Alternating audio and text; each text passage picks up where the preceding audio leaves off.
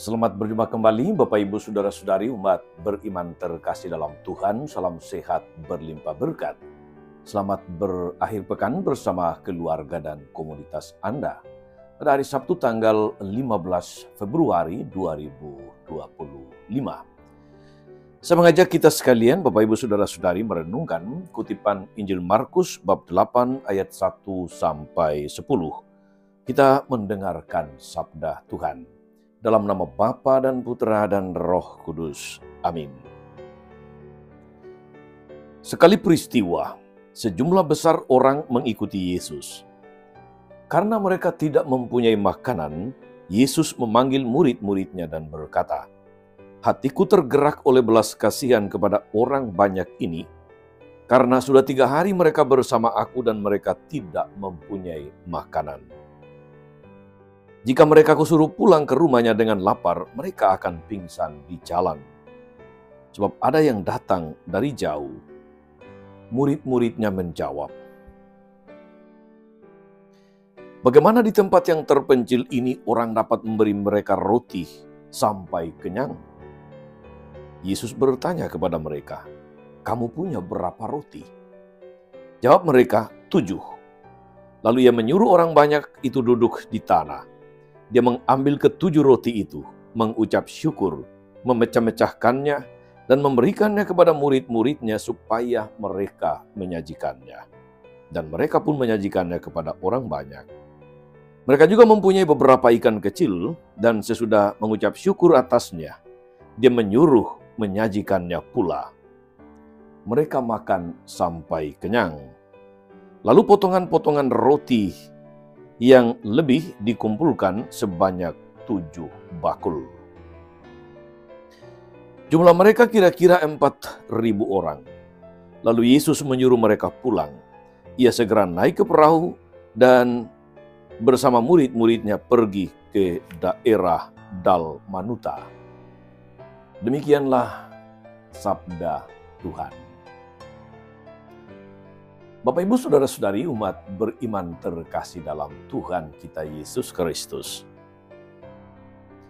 Saya pernah membaca salah satu status di media sosial di Facebook beberapa tahun yang lalu. Bunyi status itu demikian. Cara paling jitu mengatasi masalah krisis ekonomi, kemiskinan, dan ketimpangan sosial itu sangat sederhana. Laksanakanlah hukum cinta kasih. Demikian bunyi status itu saudara-saudari. Dan rasa-rasanya saya dan Anda pun setuju dengan status ini. Maknanya benar, pesannya jelas. Laksanakanlah hukum cinta kasih. Saudara-saudara, belas kasih akan membuat orang rela berbagi, rela menjadi berkat, rela untuk peduli, rela untuk menolong orang lain. Saya yakin saudara-saudari, kata-kata tadi benar, Anda bisa setuju, Anda bisa juga menjadikannya sebagai inspirasi. Jika orang sungguh berbelas kasih, maka dia akan sangat peka terhadap kesulitan sesama manusia. Sebelum diminta, dia akan bertindak untuk menolong. Dan jika di kemudian hari bantuannya masih diperlukan, dia akan tetap menolong. Mengapa? Karena yang mendorongnya untuk bertindak bukan kesulitan sesama yang dia lihat, melainkan hatinya sendiri yang peka untuk menanggapi situasi sekitar. Saudara-saudara umat beriman terkasih dalam Tuhan, hati yang penuh belas kasih adalah hati Yesus. Kata-kata ini sungguh diteguhkan oleh apa yang terjadi dalam Injil hari ini. Yesus itu sangat berbelas kasih. Memang dia sangat keras dengan orang munafik.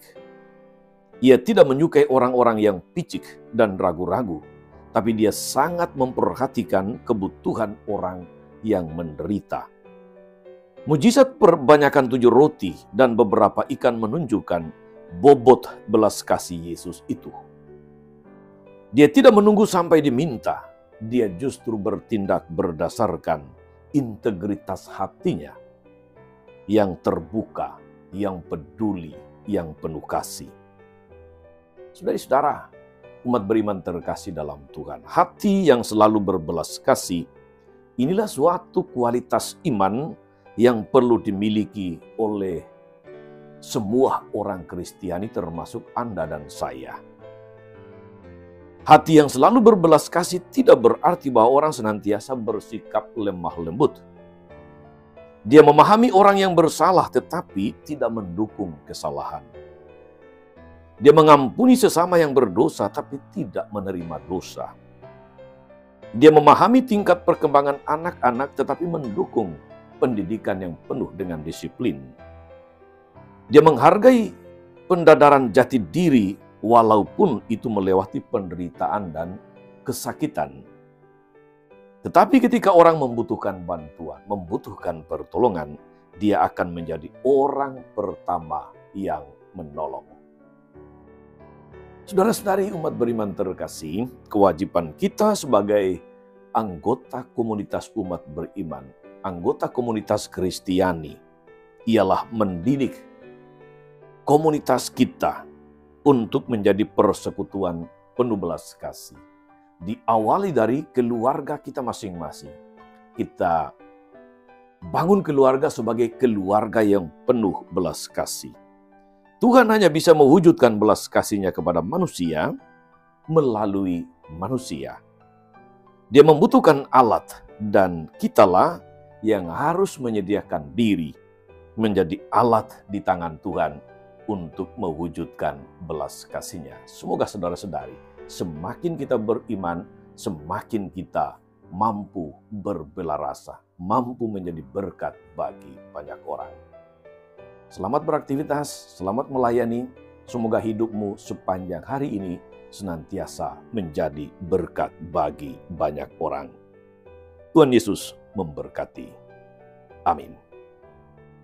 Tuhan Yesus Kristus, kami bersyukur atas firman-Mu yang meneguhkan kami untuk memiliki hati yang penuh belas kasih, hati yang peka untuk menolong, hati yang senantiasa ingin menjadi bagian dari penderitaan orang lain. Kuatkan kami agar dalam seluruh rencana, aktivitas, karya pelayanan kami hari ini, kami senantiasa memiliki hati yang penuh belas kasih.